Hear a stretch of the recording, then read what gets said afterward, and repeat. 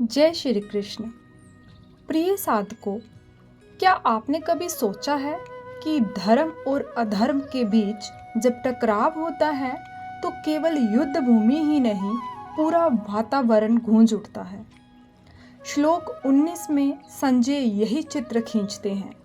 रणभूमि में शंखों और रणघोष की ऐसी ध्वनि हुई कि आकाश और पृथ्वी सब हिल उठे। आइए देखते हैं कि साधक संजीवनी में स्वामी राम सुखदास जी हमें इससे कौन सा गहरा जीवन संदेश देते हैं। स्वागत है आपका हमारे चैनल पर। यहाँ हम आपको श्रीमद् भागवत गीता की दिव्य शिक्षाओं को साधक संजीवनी की सरल व्याख्या के साथ पहुँचाते हैं। तो आइए श्लोक 19 की शुरुआत करते हैं और इसे समझते हैं।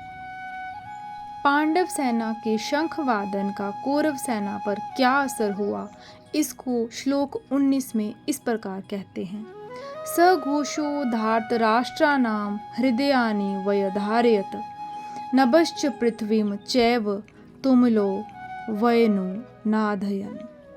अर्थात पांडव सेना के शंखों के उस भयंकर शब्द ने आकाश और पृथ्वी को भी गूंजाते हुए अन्यायपूर्वक राज्य हड़पने वाले दुर्योधन आदि के हृदय विदीर्ण कर दिए। इसकी व्याख्या इस प्रकार है। सघोषो धार्तराष्ट्राना तुमलो वयनु नाधयन।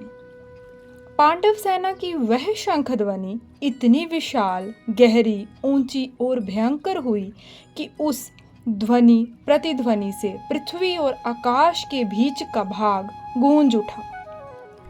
उस शब्द से अन्यायपूर्वक राज्य को हड़पने वालों के और उनकी सहायता के लिए उनके पक्ष में खड़े हुए राजाओं के हृदय विदीर्ण हो गए।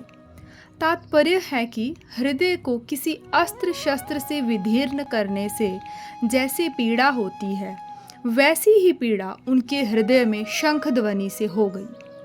उस शंख ध्वनि ने कौरव सेना के हृदय में युद्ध का जो उत्साह था, बल था, उसको कमजोर बना दिया, जिससे उनके हृदय में पांडव सेना का भय उत्पन्न हो गया। संजय ये बातें धृतराष्ट्र को सुना रहे हैं।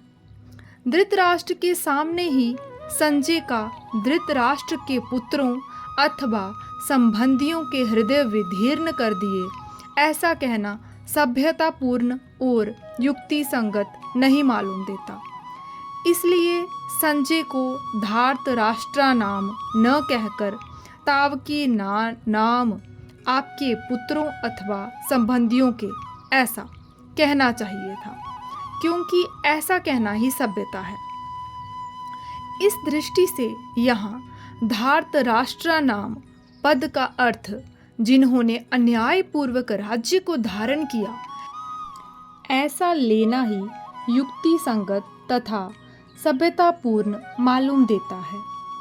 अन्याय का पक्ष लेने से ही उनके हृदय विदीर्ण हो गए। इस दृष्टि से भी ये अर्थ लेना ही युक्ति संगत मालूम देता है। यहाँ शंका होती है कि कौरवों की 11 अक्षौहिणी सेना के शंख आदि बाजे बजे तो उनके शब्द का पांडव सेना पर कुछ भी असर नहीं हुआ। यहाँ अक्षौहिणी का अर्थ इस प्रकार बताया गया है। दुर्योधन के पक्ष में 11 अक्षौहिणी सेना का होना संभव ही नहीं था, परंतु जब पांडव वनवास में चले गए तब दुर्योधन ने धर्मराज युधिष्ठिर की राज्य करने की नीति को अपनाया। जैसे युधिष्ठिर जी अपना कर्तव्य समझकर प्रजा को सुख देने के लिए धर्म और न्यायपूर्वक राज्य करते थे, ऐसे ही दुर्योधन ने भी अपना राज्य स्थापित करने के लिए, अपना प्रभाव जमाने के लिए प्रजा के साथ युधिष्ठिर के समान बर्ताव किया। 13 वर्ष तक प्रजा के साथ अच्छा बर्ताव करने से युद्ध के समय बहुत सेना जुट गई, जो कि पहले पांडवों के पक्ष में थी और पांडवों को चाहती थी।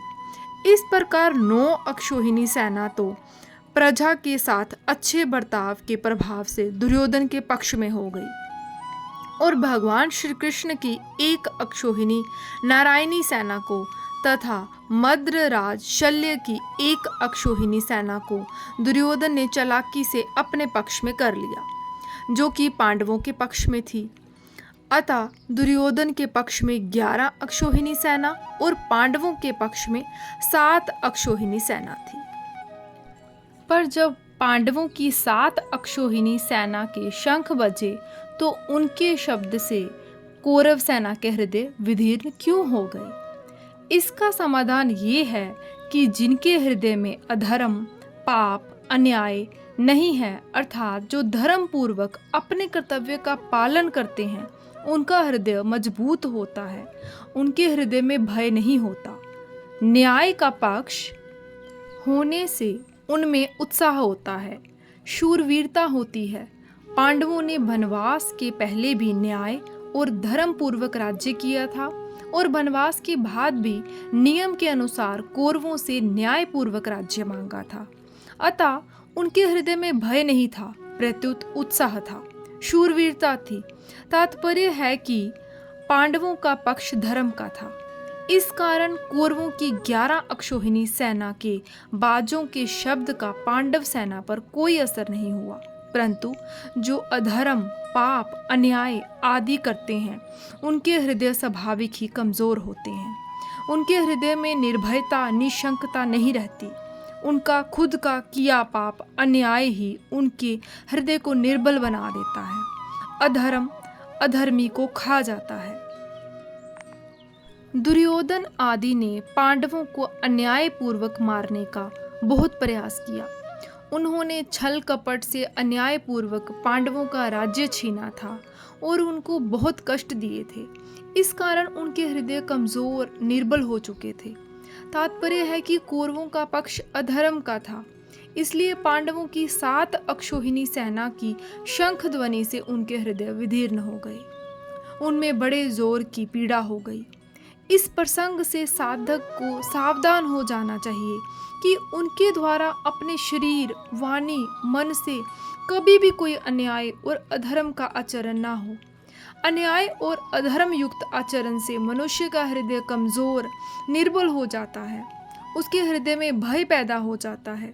उदाहरणार्थ, लंकाधिपति रावण से त्रिलोकी डरती थी। वही रावण जब सीता जी का हरण करने जाता है, तब भयभीत होकर इधर उधर देखता है। इसलिए साधक को चाहिए कि वह अन्याय, अधर्म युक्त आचरण कभी ना करे। प्रिय साधकों, इस श्लोक का संदेश है, जब धर्म की आवाज उठती है तो वह पूरे वातावरण में गूंज जाती है। जैसे पांडवों के शंखनाद ने संपूर्ण ब्रह्मांड को हिला दिया, वैसे ही यदि हमारे जीवन में सत्य और साहस की ध्वनि गूंजे तो अन्याय टिक नहीं सकता। स्वामी जी ने भी समझाया है कि अधर्म चाहे कितना भी शक्तिशाली क्यों न लगे, उसका अंत निश्चित है। जैसे रावण अपनी ताकत और सामर्थ्य के बावजूद धर्म के आगे टिक नहीं पाया। अगले श्लोक में हम देखेंगे संजय का और वर्णन। यहाँ युद्ध की तैयारी और भी स्पष्ट रूप में सामने आती है। तो जुड़े रहिए इस आत्मिक ज्ञान की यात्रा में हमारे साथ। जय श्री कृष्ण।